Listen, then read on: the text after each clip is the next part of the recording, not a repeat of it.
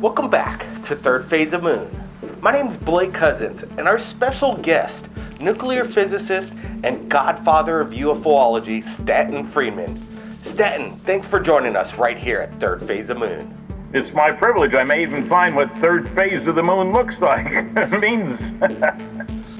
All right, Stanton, let's get to it. You've been involved with this for over 54 years. What, in your opinion, is on the topic of the global cosmic Watergate and the hopeful disclosure? Do you think disclosure will ever happen? I think the only way it will happen is if somebody like the equivalent of the New York Times or the Washington Post did what Woodward and Bernstein did to the political Watergate. In other words, devote their resources. It's real easy to blow the lid off this thing.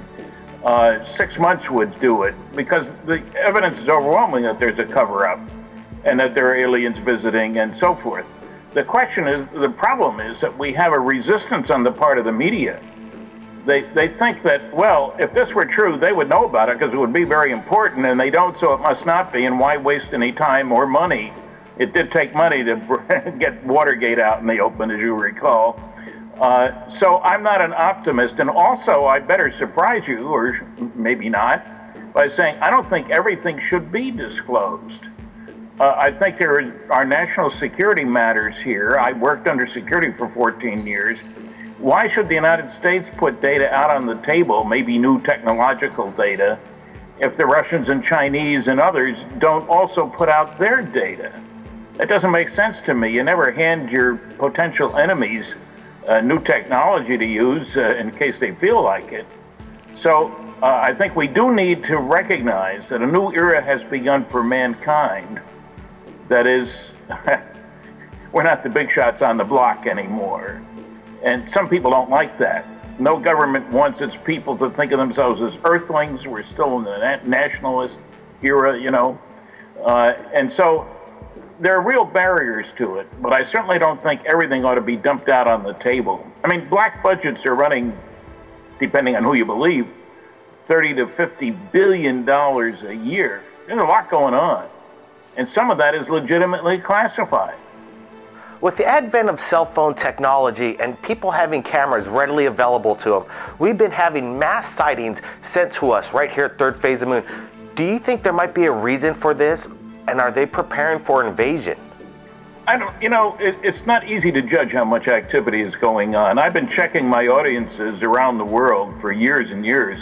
And typically at the end of my lecture, of course, I would never ask at the beginning, 10% believe that they've seen a flying saucer. But when I ask how many of you reported it, typically it's only 10% of the 10%. And the biggest reason being they think I was some kind of a nut.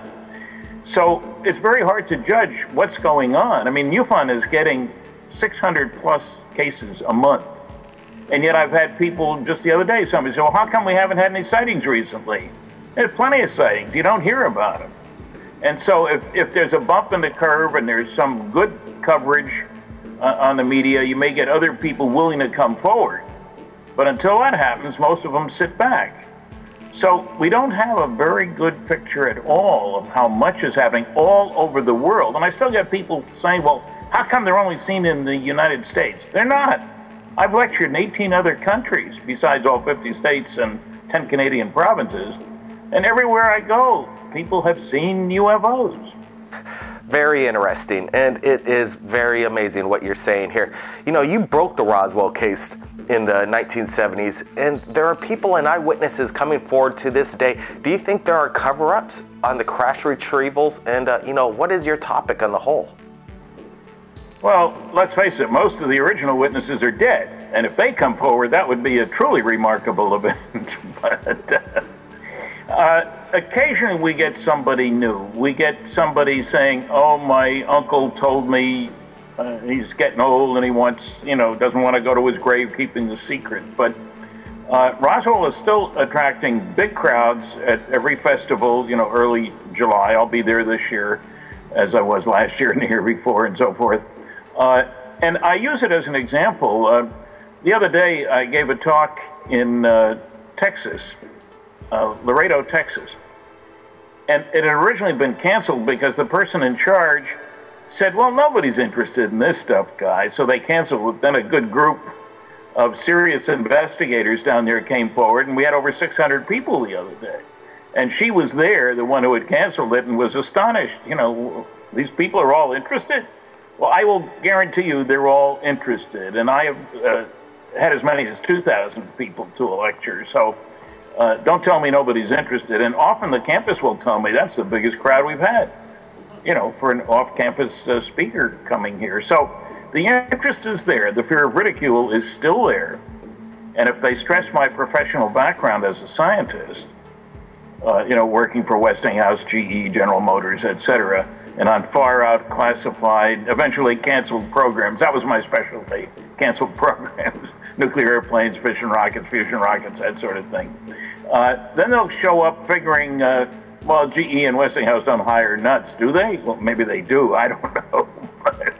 In other words, this laughter curtain is real, and it takes a lot of effort to lift that, to get people to speak up and think up, and especially the ancient academics and fossilized physicists who think that the only place research gets done is in academia. Right? Wrong. And just to give you an example, when I was working on nuclear airplanes a long time ago, in 1958, for General Electric, our budget that year was $100 million. We employed 3,500 people, of whom 1,100 were engineers and scientists. That was a lot of money for 1958, you know, and we're not talking 3 professors and 20 grad students. We're talking 3,500 people with 1,100 engineers and scientists. So there's a lot going on. We didn't build a nuclear-powered airplane. We learned a lot about all kinds of technology. So you need to be very careful in making any kind of conclusions about this phenomenon, because you don't know what's going on underneath the surface. You know, that makes perfect sense, Stanton. You know, it's speculated. The reason for disclosure, and it no longer needs to be legal, is because, you know, all the technology is in private companies. What do you think of this, and how do you think this could be resolved? Well, I think it's wrong on 2 counts.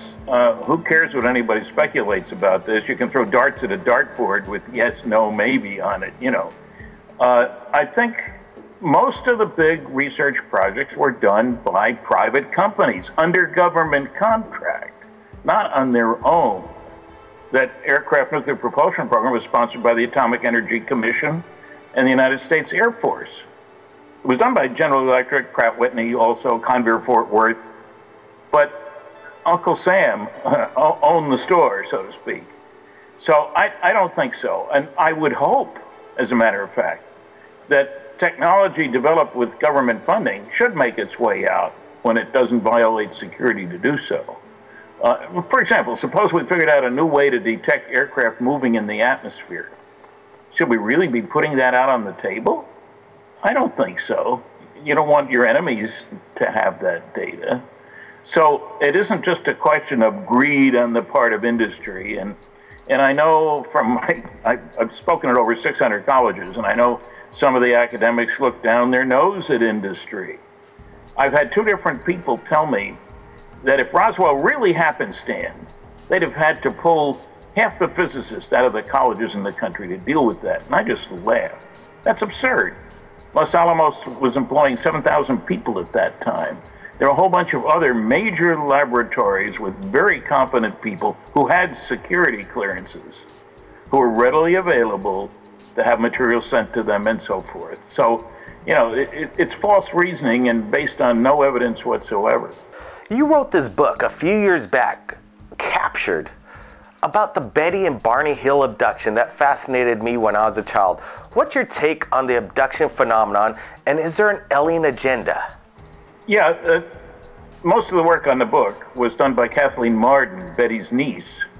My name is first because the publisher said it'll sell more, Stan. What do you say to a publisher when he tells you that? You don't say, well, we don't want it to sell. You can hardly do that. I think that's an outstanding case primarily because of Dr. Benjamin Simon, not just because the Hills were respectable people, and they certainly didn't intend to get any publicity for it. That was somebody violating confidence. But Dr. Simon was a world-class expert on treating what today we would call post-traumatic stress disorder. He ran a hospital with 3,000 beds for war veterans coming back from the Second World War. You know, your buddy's head gets blown off next to you. It's a little hard to integrate that into your life. And he didn't know anything about flying saucers, but he knew a lot about getting people to relive experiences to find out what happened when there's missing time. You know, the guy with his buddy's head blown off has blocked it out. But if you integrate it properly and so forth, you can find out what happened.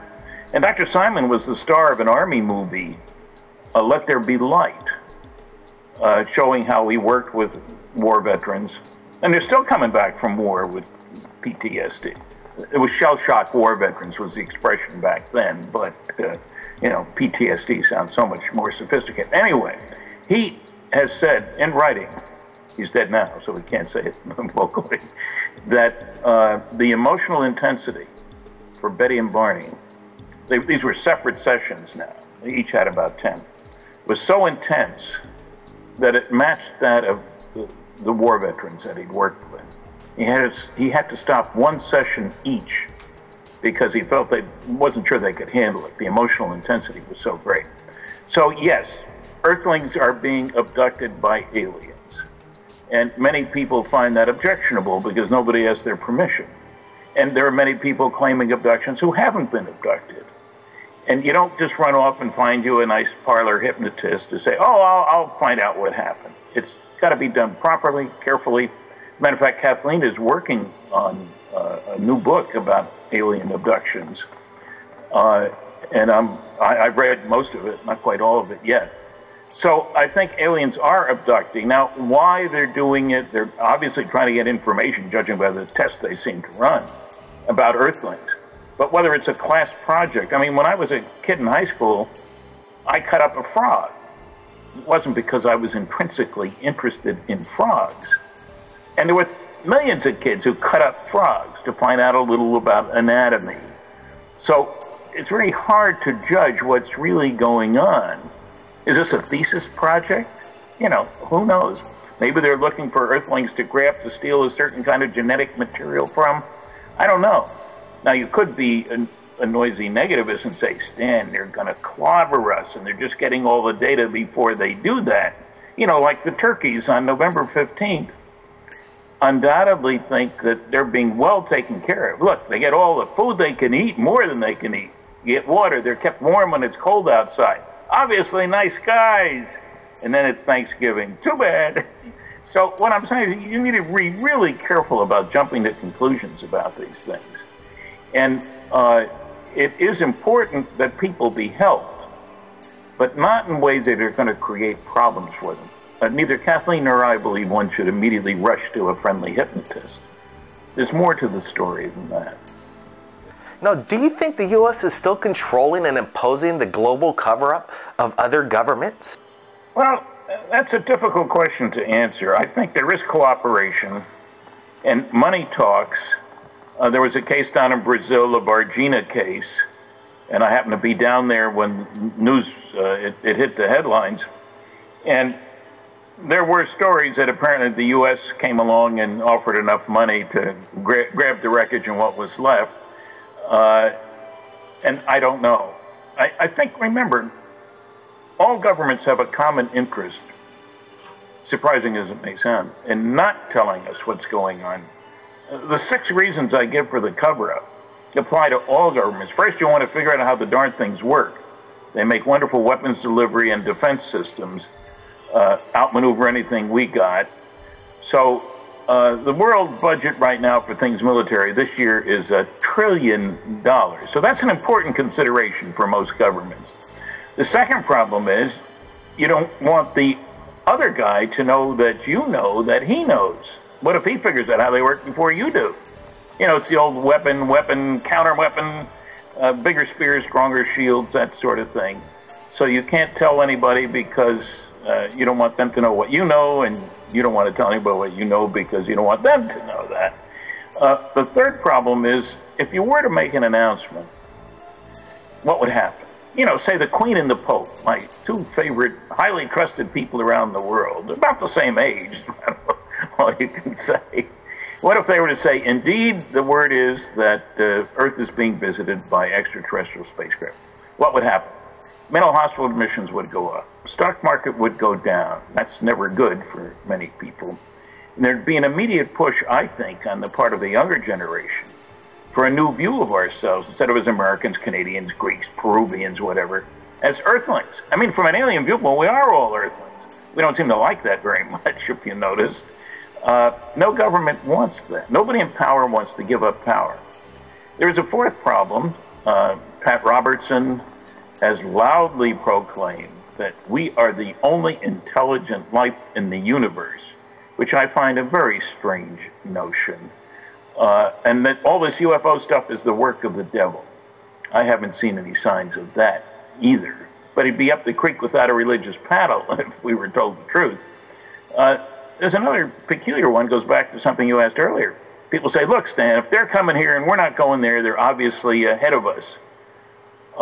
That means that soon there'll be new methods of energy production. There goes the oil companies. New methods of ground and air transport. There goes those companies. Economic chaos.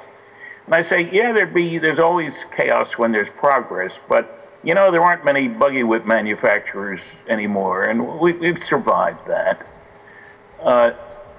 The last reason for the cover, I think, is that I have on 7 different occasions been told of situations in which aircraft went up, military aircraft went up to chase UFOs and didn't come back. And nobody's been told about that. And if I've heard of 7 instances, there's going to be a heck of a lot more than that. And these are people not seeking publicity. I told to one guy who was sent up, and he did come back because his guns weren't loaded. He tried to shoot the thing down. People forget that in 1952, there were orders given to military pilots. Shoot them down if they don't land when instructed to do so. That sounds a little silly. How do you tell an alien, get your craft the heck on the ground, you know, so we can look at it? That doesn't sound very reasonable. So those reasons are enough to keep most countries away from doing anything that would change the balance of power. That's what's happening in the world. While I got you here, do you have any classified information you want to share with our viewers in regards to UFOs right here on Third Phase of Moon? If I had classified information at this late date, I certainly had plenty of it when I worked in industry. I wouldn't have shared it then, and if I had it now, I wouldn't share it either. And I think that's why some people talk to me. They trust me enough. I had a guy call me and say, how come you're still alive? I said, what do you mean? Well, you're saying the government's lying and covering up? And I said, yes, but anybody who listens to me know that I don't want everything out on the table, and I may be doing exactly what they want, getting them ready, getting the public ready for when the big disclosure comes. But think about it. What happens when we admit that people have been abducted and the citizens say, can't you protect me? That's a sticky wicket when you get down to it, you know. You know, Stanton, I have to ask, have you ever seen a UFO for yourself with your own eyes? No, I never have. Kathleen and I were being interviewed for television talking about the Hill case out in the middle of nowhere in New Hampshire at night, dark. And suddenly the cameraman of all people says, hey, what's that over your heads? What? You never have that happen to you. I've been interviewed a load of times, never have anybody, the cameraman, interrupt the process. We looked up behind us. There were some points of light in the sky, one after the other, left to right. I don't know what the heck it was. We later figured they were filming this with our backs, the objects up there. We later found out other people at the place where we were staying had also seen UFOs that day. We think, not sure, that it was a National Guard group dropping battlefield flares.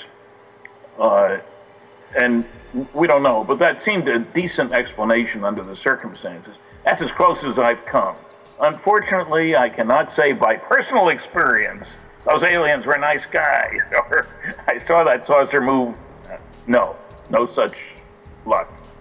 If other countries from around the world started to disclose information in regards to UFOs, do you think it'd put the pressure on the U.S. government to reveal some truth?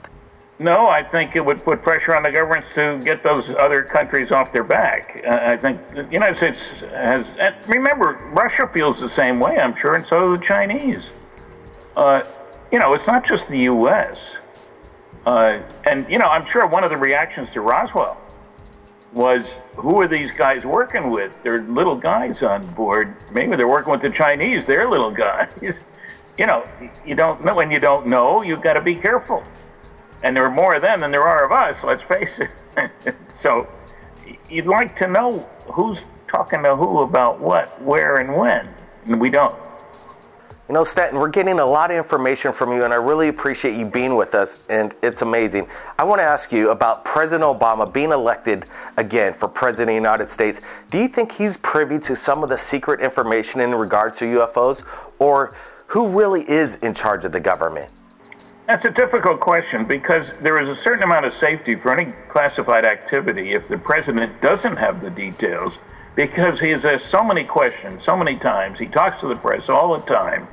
And what he doesn't know can hurt you. In other words, plausible deniability. Well, I didn't know about that. The one president I think did know something was the first George Bush, because he had been director of the Central Intelligence Agency. And as that, he certainly knew something. But I don't think he was telling his son or anybody else. I worked under security for 14 years. People say all these guys would have told their wives. Forget it. I never told my wife anything classified. I'd be crazy to do that. So who knows? But you don't want the president to know too much. You might tell him, you don't have a need to know for that, Mr. President. I'm sorry, but it's a vital matter. Stanton, have you ever actually seen in person or on film, or better yet, actually held an artifact that came from a UFO crash? I've never seen an artifact from a crash. I've seen physical effects produced by saucers near the ground, as one of the 4,000 physical trace cases that Ted Phillips has investigated. After you read the first 200, it's commonplace. They're seen near the ground, and when they leave, you find physical changes in the ground, but you don't find pieces of the craft. You are often referred as the godfather of UFOlogy, and rightfully so. Assuming disclosure continues to elude us, what direction would you like UFOlogy to go, and what about your legacy? I'd like to see more serious attention being given at universities, more courses being taught. There have been some. There have been a dozen PhD theses. That's not enough. There's plenty of work to keep a lot of people busy. And I'd like to see people start thinking in terms of what's the universe outside of the Earth like. And the notion that there are people who are never in contact with other beings from other planets, because you can't get here from there, which is so much hogwash. We need to think, what does it mean if we're able to become part of a galactic federation? And, that's the thing about the Betty and Barney Hill case. The base stars, Zeta 1 and Zeta 2 reticuli, constellation of Reticulum, got to go below the equator to see it. They're only 39.3 light years away. But from each other, they're only an eighth of a light year apart. They're next door neighbors. And they're also 1 billion years older than the sun. So can you imagine what their technology might be, and how much more incentive they would have for interstellar travel than it is for us? Because we're out in the boonies, nobody next door. For them, incidentally, you can see people on planets around one looking over at the other. You can see it all day long, all night long, is the important thing, the other one. That changes your picture of what's going on. And so I think we need to start growing up to the notion of connectedness, of us not being at the top of the heap. I mean, Copernicus was wrong, so was Ptolemy. What we realize, we're not the big shots we'd like to think we are. Too bad. Maybe we can learn something from that. Very insightful, Stanton. I really want to thank you for joining us right here at Third Phase of Moon. And if you could come back and answer some more questions in the future, that would be great. Sure. And I should mention my website, www.stantonfriedman.com. It lists all my books, lists my schedule, lists my activities. So people say, where can I find out this? And I do get these kinds of questions. I say, go to my website, www.stantonfriedman.com. Appreciate it, Stan. Thank you very much. Thanks. I want to thank everybody from around the world that joined us for this exclusive interview right here in Third Phase of Moon. And stay tuned for more updates. And if you've captured anything amazing in regards to UFOs, contact us via Skype or Facebook, Third Phase of Moon. My name's Blake Cousins, and we'll see you again next time.